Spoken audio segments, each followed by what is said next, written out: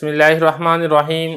کافیہ کے پہلے باب مبادیات کے سبق نمبر 9 میں خوش آمدید۔ آج کے سبق کے اندر ہم مورب کا حکم پڑھیں گے۔ مورب کی تعریف پہلے گزر چکی ہے، مبنی کی تعریف گزر گئی ہے، یہاں سے مورب کا حکم شروع ہو رہا ہے۔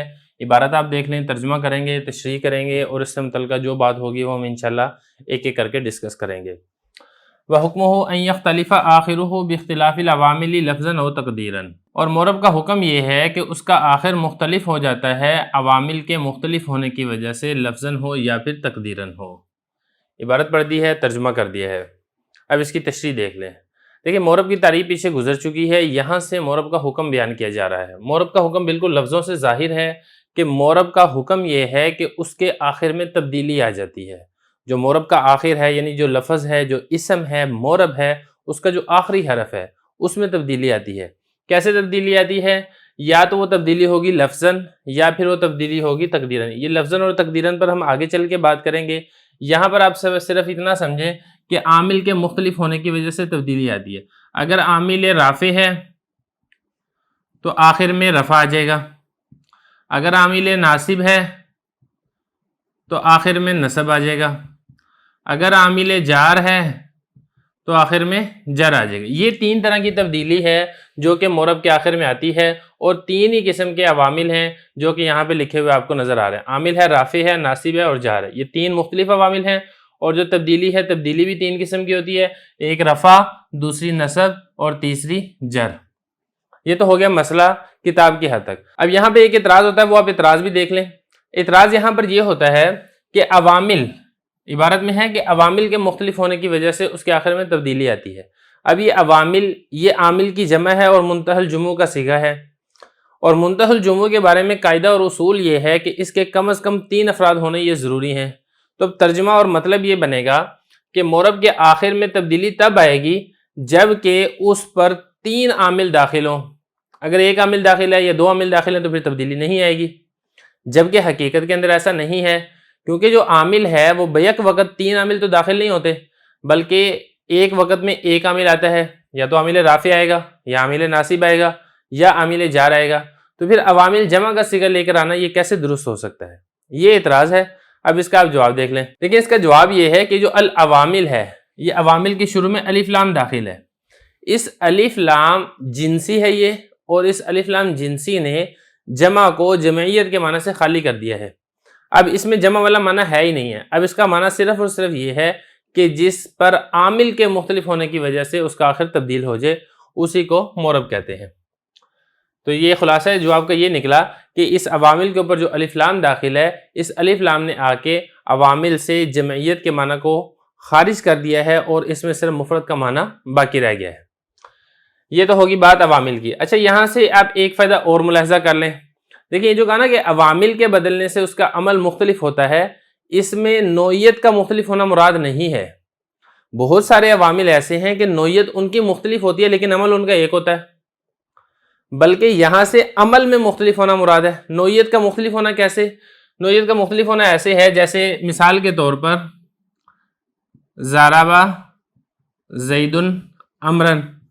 اب یہ عمرن پہ نصب ہے، اب یہ عمرن پہ نصب آ رہا ہے ضربہ کے مفعول ہونے کی وجہ سے، اور اسی طرح نصب آتا ہے انا کے اسم ہونے کی وجہ سے بھی۔ جیسے میں کہتا ہوں انا عمرن قائد، اب یہاں پر بھی عمرن پر نصب ہے، تو دیکھیں عمل دونوں کا ایک ہی ہے، امر یہاں پر بھی منصوب ہے اور امر یہاں پر بھی منصوب ہے، لیکن نوعیت کا فرق ہے۔ یہاں پر نصب آ رہا ہے ضربہ کے مفعول ہونے کی وجہ سے، یہاں پر نصب آ رہا ہے انا کے اسم ہونے کی وجہ سے، لیکن عمل ایک ہے۔ تو یہ والا یہاں پہ مراد نہیں ہے، بلکہ یہاں پر مراد یہ ہے کہ عمل ہی مختلف ہونا چاہیے۔ اگر عامل ناصب ہے تو دوسری جگہ پر وہ عامل ناصب نہ ہو، عامل رافع ہو۔ اگر عامل رافع ہے تو تیسری جگہ پر عامل رافع نہ ہو بلکہ عامل جار ہو یا عامل ناصب ہو۔ تو نوعیت کا فرق مراد نہیں ہے، بلکہ یہاں پر جو فرق مراد ہے وہ عمل میں فرق ہونا یہ مراد ہے۔ تو یہ تو ہوگی یہاں سے 2 باتیں۔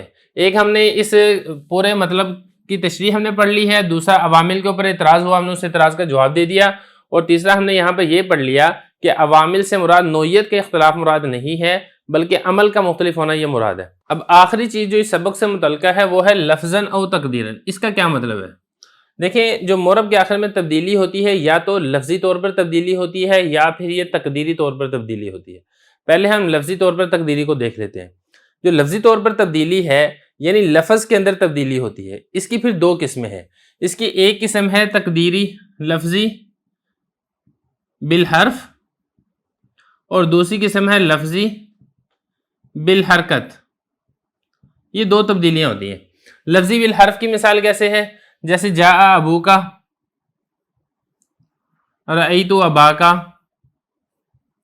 مررت بی کا۔ اب یہاں پہ دیکھیں حالت رفع واو کے ساتھ آ رہی ہے، حالت نصبی الف کے ساتھ آ رہی ہے، حالت جری یا کے ساتھ آ رہی ہے، تو حرف کے ذریعے سے تبدیلی ہو رہی ہے۔ جو اعراب ہے اس کا اظہار حرف کے ذریعے سے ہو رہا ہے، اس کو کہتے ہیں اعراب لفظی حرف کے ساتھ۔ دوسرا ہوتا ہے اعراب لفظی حرکت کے ساتھ، یعنی حرف کے ساتھ تو تبدیلی نہیں ہوتی لیکن حرکت مختلف ہو جاتی ہے۔ اس کی مثال جیسے جاء زید، رأیت زیدن، مررت بزیدن۔ اب یہاں پر اگر آپ دیکھیں گے تو حرف تینوں جگہ پر دال ہی ہے، حرف میں کوئی تبدیلی نہیں ہوئی ہے، جو کہ یہاں پر واو ہے، الف ہے، یہاں پر تینوں جگہ حرف تبدیل ہوا ہے، یہاں پر حرف تبدیل نہیں ہوا، لیکن جو اس کا اعراب ہے، جو اس کی حرکت ہے وہ تبدیل ہو گئی ہے۔ یہاں پر رفع آ گیا ہے، پیش ہے، یہاں پر نصب یعنی فتح ہے، اور یہاں پر جر یعنی کسرہ ہے۔ تو یہ تو ہو گئی ہے لفظی طور پر تبدیلی۔ اب لفظی طور پر تبدیلی کی دو قسمیں، ایک اعراب بالحرف، دوسری اعراب بالحرکت۔ اسی طرح جو تبدیلی ہے وہ تقدیری طور پر بھی تبدیلی ہوتی ہے۔ اب تقدیری طور پر تبدیلی کا کیا مطلب ہے؟ مطلب یہ ہے کہ لفظوں کے اندر تو کوئی تبدیلی نہیں ہوتی، حرف کے اندر کوئی تبدیلی نہیں ہوتی، اعراب کے اندر کوئی تبدیلی نہیں ہوتی، لیکن ہم ایک تصور کر لیتے ہیں کہ اس کے اوپر حالت رفع ہے۔ اگر وہ رفع کی جگہ پر ہے تو ہم کہیں گے کہ اس کے اوپر حالت رفع ہے، اگرچہ ہمیں نظر نہیں آ رہا ہے، اور اگر وہ نصب کے محل میں ہے تو ہم کہیں گے کہ اس کے اوپر حالت نصبی ہے، اگرچہ ہمیں نظر نہیں آ رہی ہوتی۔ اور اسی طرح اگر وہ جر کے محل میں ہے تو ہم کہیں گے کہ اس کے اوپر حالت جری ہے، اگرچہ ہمیں نظر نہیں آ رہی ہوتی۔ مثال کے طور پہ جاء موسیٰ، اب یہاں پہ دیکھیں رأیت موسیٰ، مررت بموسیٰ۔ اب ان تینوں مثالوں میں دیکھیں موسیٰ میں کسی قسم کی کوئی تبدیلی نہیں ہو رہی، یہاں پر بھی کھڑی زبر ہے، یہاں پر بھی کھڑی زبر ہے، یہاں پر بھی کھڑی زبر ہے، لیکن ہم یہ کہیں گے کہ ان کے اوپر جاء موسیٰ میں حالت رفع ہے۔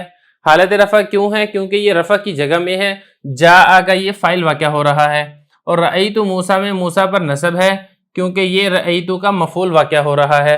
مررت بموسیٰ میں موسیٰ پر جر ہے کیونکہ اس کے اوپر با حرف جر داخل ہو رہی ہے۔ وہ الگ بات ہے کہ حالت رفع، حالت نصبی، حالت جری لفظوں کے اندر ظاہر نہیں ہو رہی ہے، نہ حرکت کے ذریعے سے نہ اعراب کے ذریعے سے، بلکہ ایک تقدیری طور پر ہم نے اس کو تصور اور فرض کر لیا ہے۔ تو آج کے سبق کے اندر ہم نے یہ چار چیزیں پڑھ لی ہیں۔ ہم نے اس میں مورب کا حکم پڑھا ہے، پھر اعتراض ہوا، اس اعتراض کا جواب پڑھا، فائدہ پڑھ لیا، لفظاً اور تقدیراً کا ہم نے معنی پڑھ لیا۔ اس کے بعد ہم انشاءاللہ اگلا سبق شروع کریں گے۔